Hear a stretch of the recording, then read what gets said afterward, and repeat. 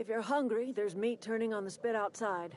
If you're bearing illness, find a place to lay your head down and I'll fetch you a poultice. Whatever your troubles with Edgewater, leave them at the gates and be welcomed here. Any questions, dear? I have been called that, among other things. Green Thumb, grandmother, the strange old lady who keeps flowers. But yes, Adelaide will do just fine. Excuse me, Miss McDevitt? Sorry, it's just... You got such pretty trees in here. Why, thank you. You're Robert's girl, aren't you? I remember when you were but a sprout. Thomas speaks of you often. Are you staying long? You should try some of my tobaccorn tea. I brew it in an old spittoon, but it's been cleaned.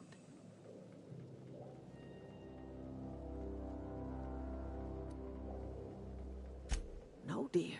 The garden belongs to us all. Life is the gift of the universe, and the universe yields its bounty equally, absent of prejudice.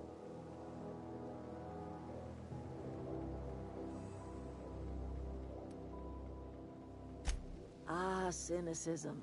The privilege of the young. What you need is a little taste of my special mushroom soup. It'll broaden your mind. Or at least your irises. A home for anyone who's ever turned their backs on Edgewater. A home for those of us with nowhere left to go and nothing to lose. So, like the spores of the puffball, cast on the wind and alighting on fresh soil, we put down new roots. It is an unpleasant story, dear. But the short of it is that sometimes one wakes up and realizes the place that was once her home for much of her life has changed. The home in which we spent our lives has left us behind, and so we must move on. And that is as much as I will say on the subject.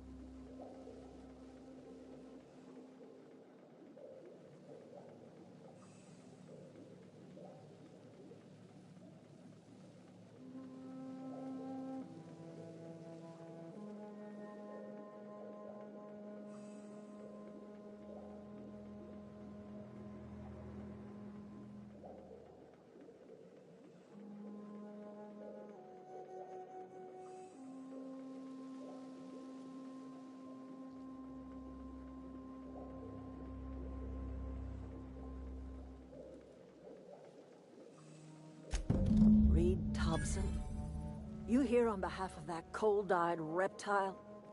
Let's hear it. What's Reed's idea of peace, then?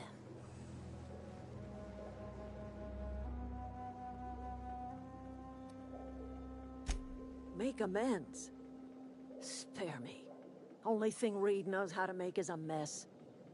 Like everything else that comes out of Edgewater, that peace offering is canned. I and my own are living just fine out here by ourselves.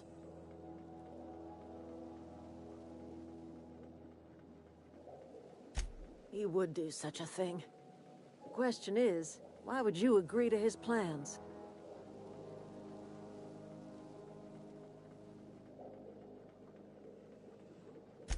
Cannery's got a regulator.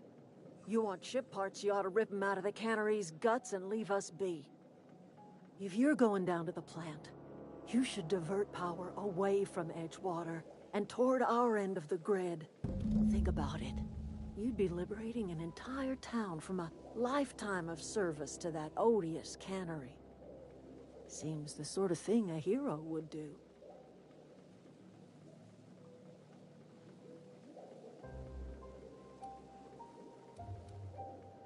A hero to the people who matter. To us. To the ones who come around. To the ones you save. Reed will never understand. He has been too long inebriated on the wine of corporate culture. All he sees is productivity, output, profits.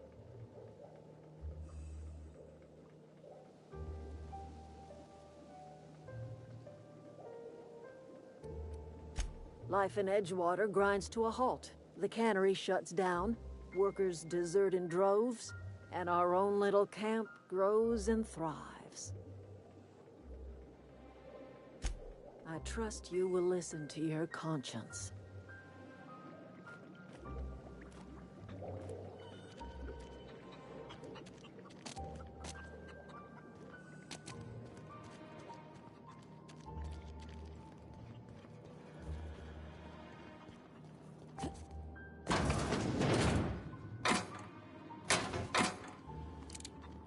Where? That's on account of how I never met her. It's hard to miss what you never knew. I don't ponder it over much. She was in another division of the Spacer's Choice family. She worked in the Vale a few months, sorting the cannery computers. Her contract said any kids she had, expected or not, belonged to her office from the time of conception. So when I was born, I got sent here. Could be. Reckon I'll never know.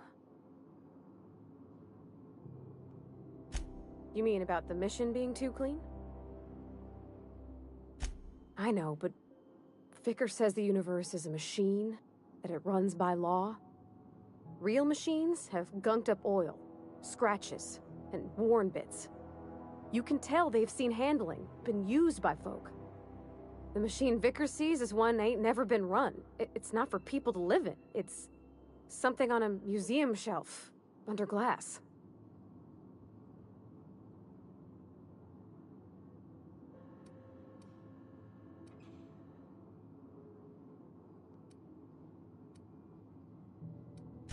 The Vicar's about the only soul in the Vale who spends his time thinking on what is and ain't right.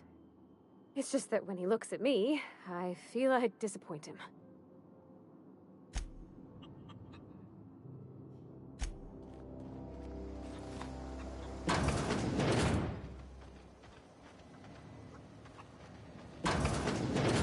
Keep your wits about you, friend. You hungry? We got canid ribs, canid flank, canid snout, too. Something I can help you with? You mean Zoe? Yeah, we were pretty close. Not like her to go loping off. Zoe was always obsessed with this cereal. Masked Marketeer. A scion of Byzantium turns to banditry and teaches his marauder companions the wisdom of free market economics. Shame she up and vanished when she did. I had a surprise lined up for her. You sound like some type of corporate fixer asking all these questions.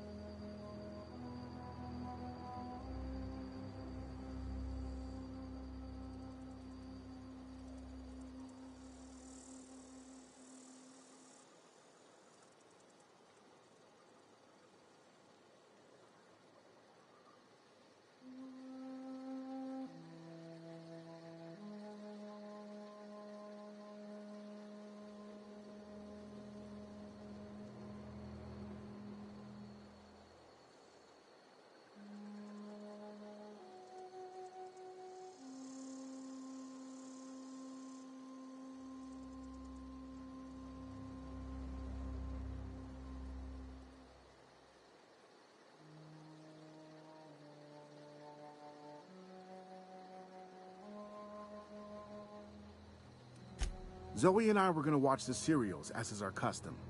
She never turned up. I looked around, but she was nowhere to be found.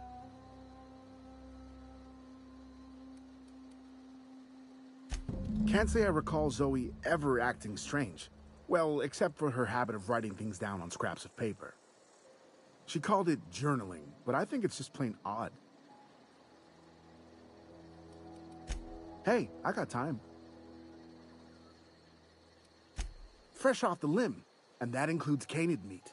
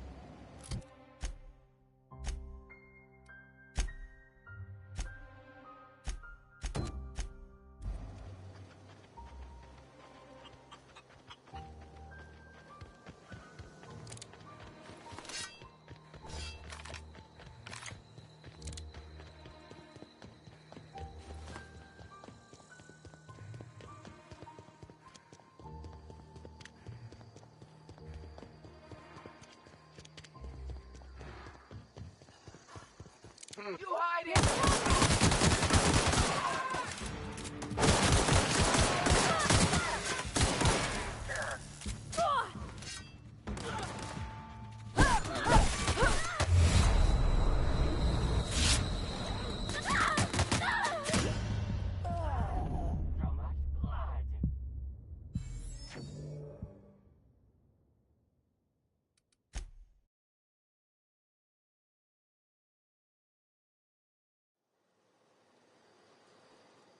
Something I can help you with? I'll help if I can. Something I can help you with? Fresh off the limb, and that includes canid meat.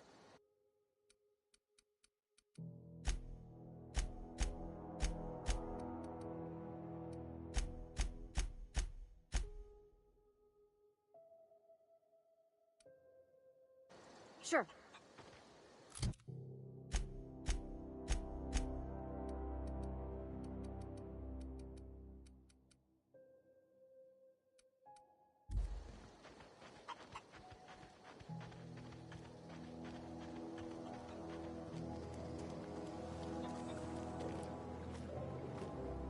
Anything else I can do for you? That's not strange at all, dear. Few of us truly know where we are. The world can seem like a forest without end, and it is all too easy to lose one's way. But we must remember that being lost is the first step in discovering yourself.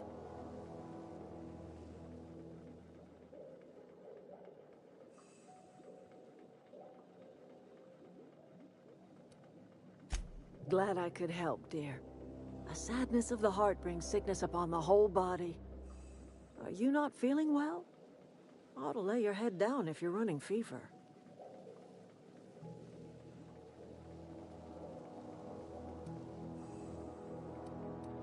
That sounds like fever talk, all right. So why am I tempted to believe you? Where did you say you were from?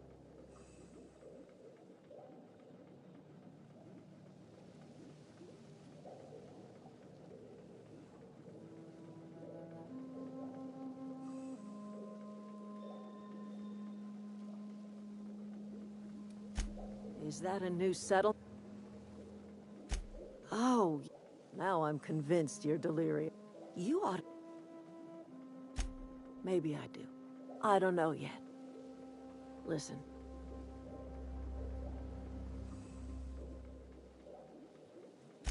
No, but...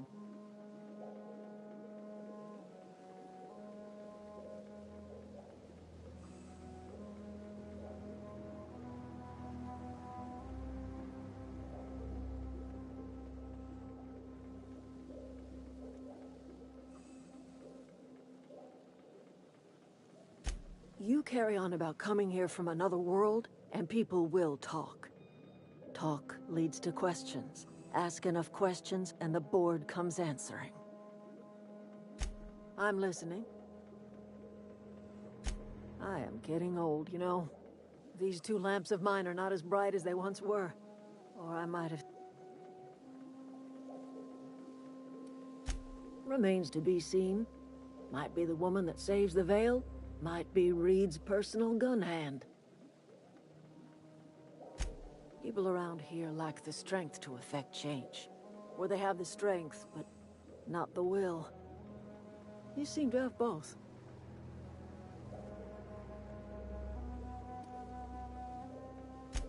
More of the colony felt the way you did, we'd have ourselves a proper revolution. I can't stop you from conducting your business down at the plant. I just want you to know that if you take our power away, you will have brought an end to our way of life.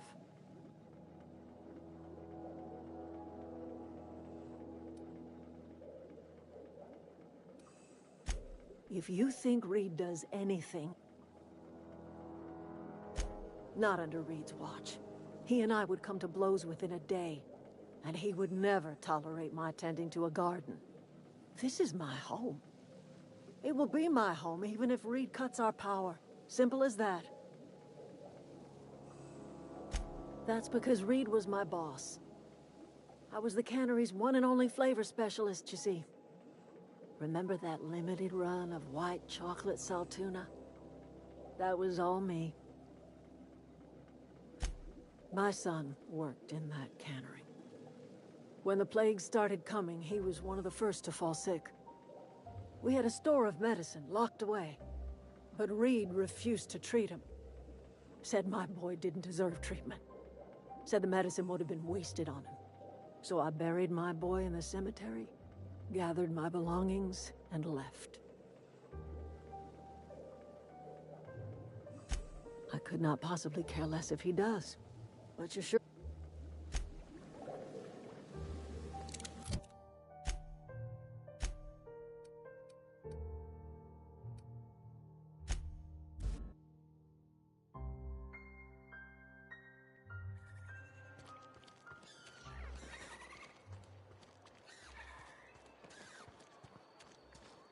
If you're falling sick, I don't want you near me.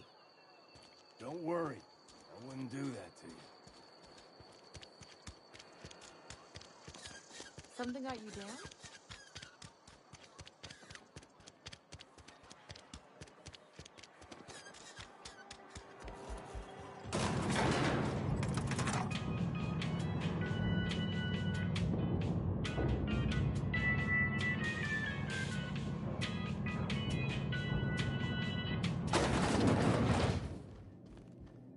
My offer remains standing should you reconsider. Go ahead.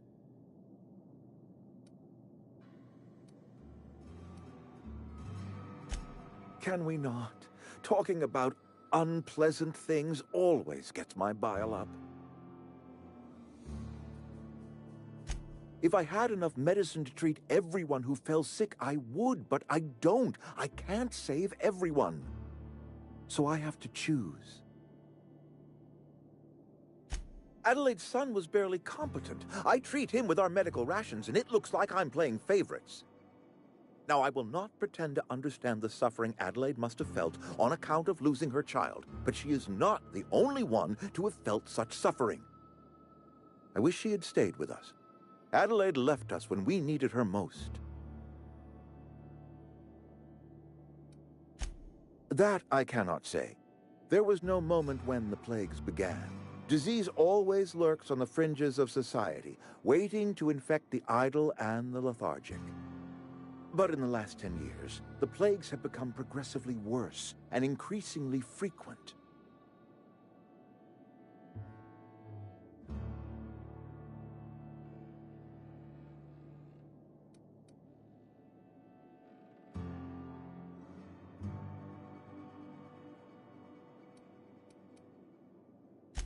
Modern science disagrees with you, friend. It is a well-documented fact that the wealthiest in society do not suffer from ailments of the Constitution. I believe plague is a test. It is a test of our loyalty and our fortitude, and it is one we will see through to the end. Go ahead. It is my job to keep 2 eyes on my town. I am the steward of this place, and this is my watch post.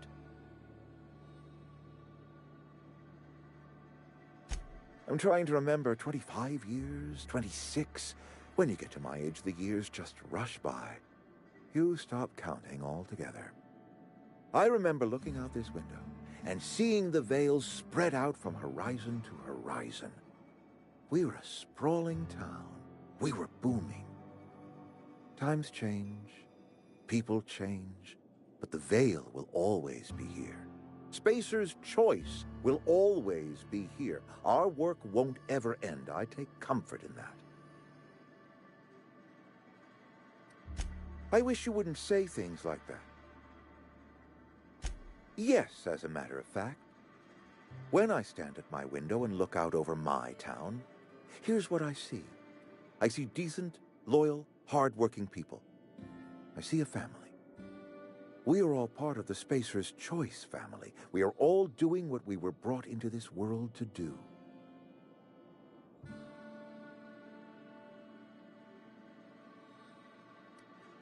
This is a Spacer's Choice town.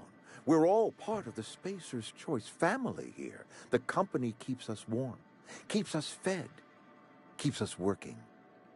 Loyalty's got nothing to do with it, friend. This is good old-fashioned gratitude.